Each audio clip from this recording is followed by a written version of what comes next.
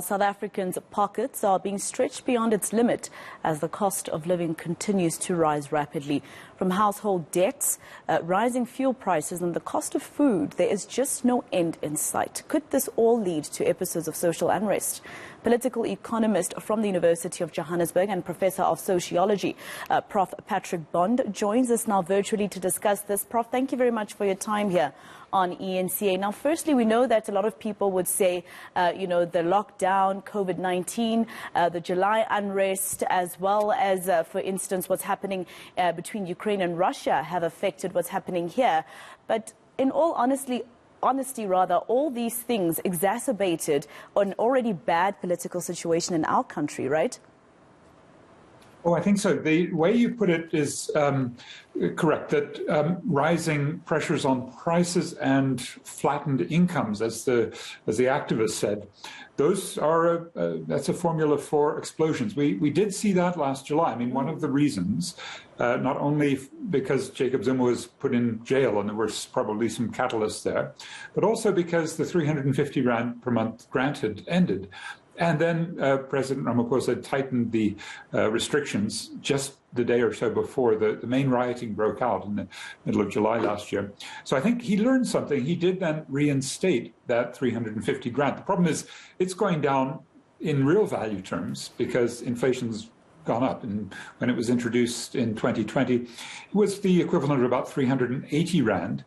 In today's terms, so it's gone down about 30 rand over, nearly 10%. Now that's the kind of, let's say, protection of budgets that hasn't been happening because of austerity. So pressure on Finance Minister Enoch Godongwana will also be a factor. Will he feel pressure from ordinary people, the working class, middle class, and of course the very poor, who have to make do with that shrinking basic grant of 350 if they're unemployed, especially men? Around 10 million people are getting it, and that's the predominant group. And then, of course, there's I think many would agree, quite inadequate social grants that go to particularly mothers looking after children, and those are still less than 450 rand a month. Again, these have come down when you account for inflation. Now we're more or less 6% inflation.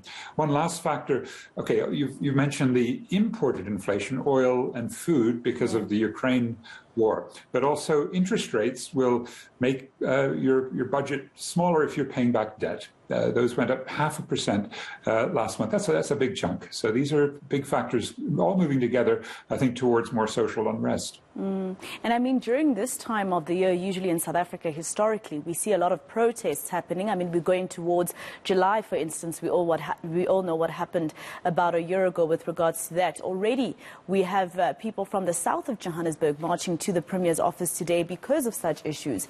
And with the fuel levy debate going around, could we see, the kind of scenes we saw last July? Well, certainly. And look, we see it all the time on micro issues. So one of them is electricity. And I don't think it's only because of load shedding. The prices have gone up.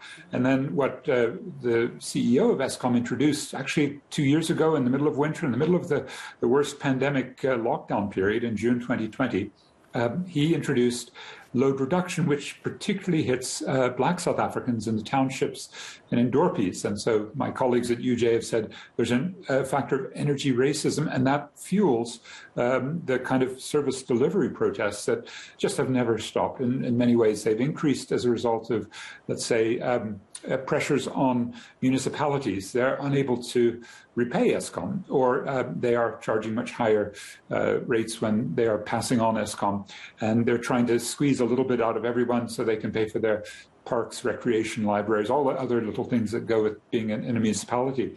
Will the protests help? Many of them are localized. It's interesting to see people march to premiers' offices and begin to make it a provincial thing. But the real pressure, I think, has to go to the national, because it's a sort of artificial austerity. And that's both in the Treasury and in the central bank. The Reserve Bank puts the interest rates up to these very high levels. What they could do instead, if there were more pressure on them, is impose tighter exchange controls, keeping more money in the country, which means that threat that if they do lower interest rates, which I think we all want, then money will flood out. And that would happen naturally. That's where money goes, where they can get the highest rate of return, unless the exchange controls are tightened. Regrettably, Finance Minister Gonagwana actually loosened them quite dramatically in February in his budget. Several hundred billion rand were allowed to escape. Now, Prof, looking at all these things that we're going through as a country, and you look at public policy, you're talking about pressure going nationally, right? The president did announce during his State of the Nation address that he is getting somebody in the presidency who'd be able to help him with the bureaucracy and red tape. So many people would rather start their own businesses in South Africa, but it's almost impossible. Well, there's so much of the economy is indeed informal sector, and it's in the margins, and SARS doesn't know about it. So certainly that's happening. Red tape is a factor, but actually much of that is for big business because of things like environmental regulations on mega projects, and I think we'd all sort of hope that those regulations are actually respected and not shortcut. We're seeing a big trial underway right now where Shell is trying to shortcut environmental regulations along with Johnny Copeland and the owner of HCI, also the owner of eNCA. And that would be to explore for gas underwater off the wild coast. So let's say that we're definitely going to need tighter environmental regulations the more climate becomes a critical factor. The rain bomb in Durban killing more than 500 last month.